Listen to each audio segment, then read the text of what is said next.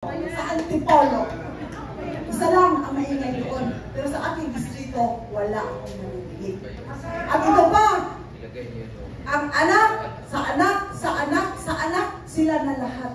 Kaya dapat hindi na sana ako tatayo at tatahimik na. Yaman man lang nandyan kayo, i-promise niyo sa amin. Kayo nasa Senado, ako nasa Kongreso, ako po ang maging boses, ang maging tao ninyo sa baba ng Kongreso. Wala siyang kasama eh. Diba, senador na. Wala na ngayon. Doktora, yes. Ito ang tanong. Congresswoman, ano nga ang tanong? Ito po, ang tanong. Pwede ba na maging batas? I'm very concerned of the senior citizen of Antipolo. Of lahat ng senior citizens ng ating. Wala pa akong nakitang senador na nag-concentrate sa senior citizens, sa katayuan ng senior citizens, at lalo na, tingnan niyo yung ating mga hospital ngayon, 1 bed for 2 patients. Try to check with that. Another issue pa yung ito. So ang tanong, can you do it for us? Ma'am, kasi po ang Huwag kayo magalit na. ang tanong po nyo kasi, makakapangako ba kami? Hindi ba Yes. ang tanong nyo? Ilagay nyo muna kami roon. Paano ko kahit na po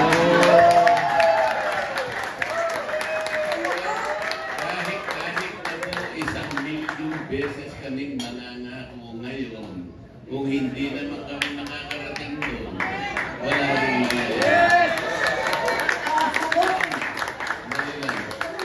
Alam mo ba ma'am, na 7 panukalang batas ang nabasa ng 3rd reading dito sa 19th Congress? Alam niyo po ba yun? Yeah, I know.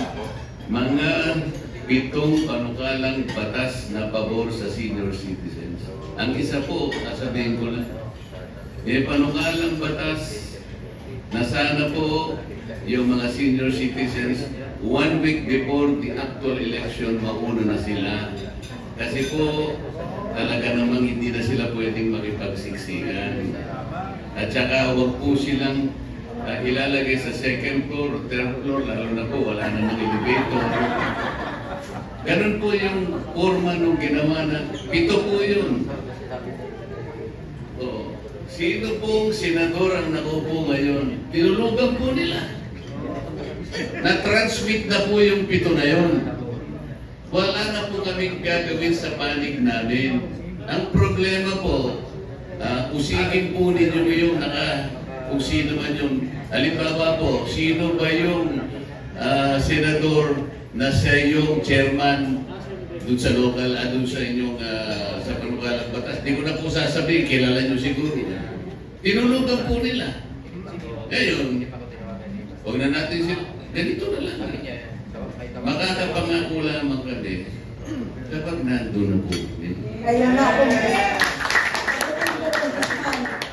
nga kayo, nag-voluntaryo ako na magkaroon kayo ng sariling headquarters doon po sa aming lugar.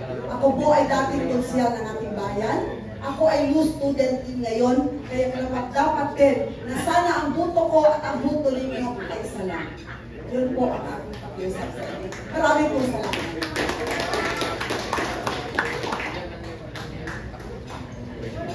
Okay.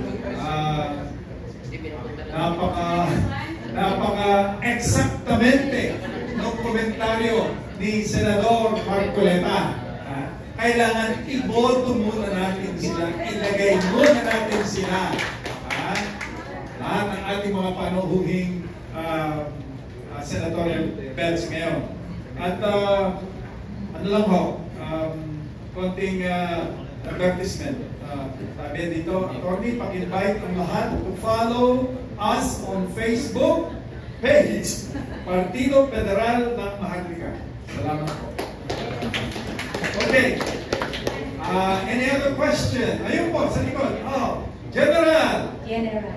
Yes. Ako'y walang itatanong na. They are all competent.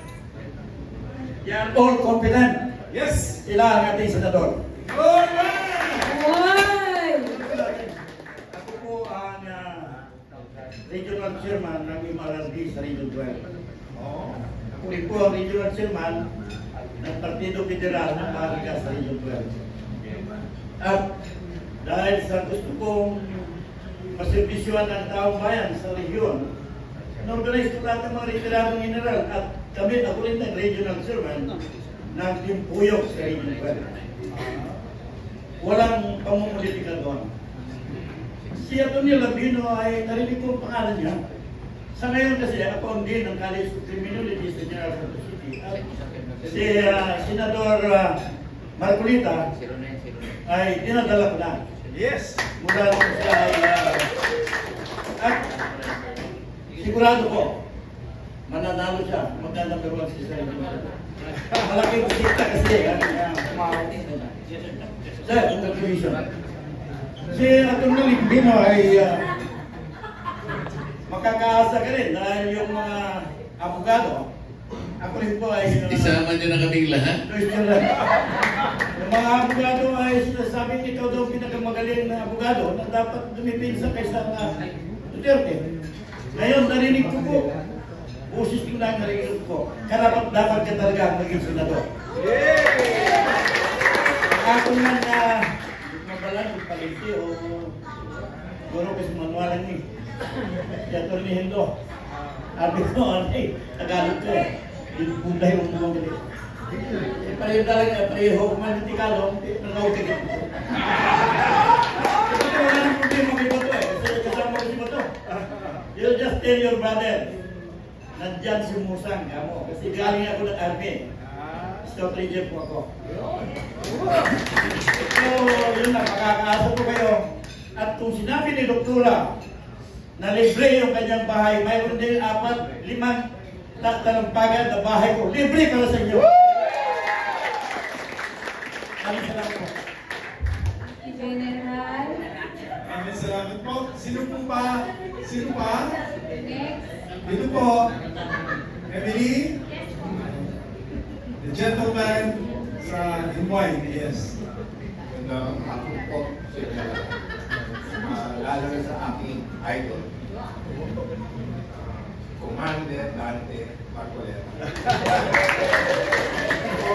I heard a lot of you. Pero kung nalaman, siguro pwede natin discuss. You were supposed to be the Department of Energy. Tinagyan niya. Well, ganito po, I want everyone to know, matagal na tayo ninuloko ng Department of Energy and the Energy Regulatory. I brought the concept of the Bill to Operate Transfer to the Philippines in 1989. It was brought to Asia, to UK, Congressman Cojuangco, Bipin, and Mitra to Hong Kong. Now, one of my frustration in 1998, when we got the BOT project of Keco Iligan Power Plant, that's LNG, 1.6 billion. Kung I got that in 3 months, hindi ako naglagay. Hindi po naglagay kami sa DNR ng 50 million para sa ECC. We got it. What broke my heart, yung energy na dapat 6 pesos lang per kilowatt. My God, is 12 pesos. Ang kuryente po talagang kaya po ibaba. I am an energy consultant. Ang bunker fuel is only 11 pesos per gram or per liter. Pag ginamit po natin yan, you can bring down the cost of electricity for 4 pesos and 50 cents, right? Now, Atty. Labino, we were hoping during the time of PRD, matuloy yung Bataan nuclear plant. I want to ask Secretary Cusi, what the hell happened? What the hell went wrong? Now ito, ano na yan water on the bridge. Sana po, tulungan natin po sila manalo. Yes. Only on the weakness I will put to you all, every Filipino, matagal na tayo ninuloko ng Department of Energy. Number 1, yung buhay si Angie, no offense ha, sabi ko ano Angie, you're just a figurehead here. Why? If I were you, you better resign. How dare you say that? No, I challenge you, Angie, you're my friend, but I challenge you. Punta tayo ngayon sa clean fuel. Magkano po LPG? 1,200 per 11 kilogram. Punta po kayo sa clean fuel is 27 or 40 pesos per kilogram. 1 kilogram is equivalent to 1 liter. So sabi ko, dito gawin mo, hindi tayo ng super kalam na bago, galing mo doon, sasabihin sa'yo ng clean fuel, then hindi mo pwede natin lagyan niya. It's only 27 pesos per kilogram. Bakit hindi pwede? Bawal, ano bawal? Matatanggal ang fee from kisa. What I'm trying to say here, pwede naman gamitin ang LPG nyo, lahat kayo, yung sa clean fuel o ng mga gasoline sir, pero hindi pwede. No offense, so LPG ang party list. What the hell have you been doing in Congress? Nakupo kayo doon, hindi nyo masabi sa publiko, tagal na tayo dinodoko nito. Kaya sana po kung, pag nakaupo kayo, I really wish all of you there, we will prove we can bring down the cost of electricity. Yes. LNG is worse than coal. Ammonia is dangerous. Hydrogen is dangerous. Nandito naman ang mga resources natin, geothermal. We have the technology, we can bring down the cost. So, sana po, iboto nyo sila, maraming gusto sila mag-abot sa akin. Thank you po. So, wala po palang katanungan. Ganito po kasi, bago po nagkapalitan sa Senado, nung si President Mix pa, ang Senate President, ang yung pong chairman ng Energy Committee sa Senado, si Senator Rafi Tulfo. Ngayon, sabi ko sa kanya, sapagkat nagkaroon kami ng konting hindi pagkakaunawaan, inatake niya kasi kami. Sabi niya, meron akong 500 million na binibigay sa inyo, sabi niya sa DICT kasi guest speaker siya. Ang problema po, tinabla tayo ng Congress. O sabi ko, sinungaling ka naman. Hindi man totoo yun eh. Ang totoo niyan, nag-propose ka na yung 1 billion ng DMR hatiin. Bigyan yung 500 sa DICT, 500 sa DMR. So nag-sorry siya.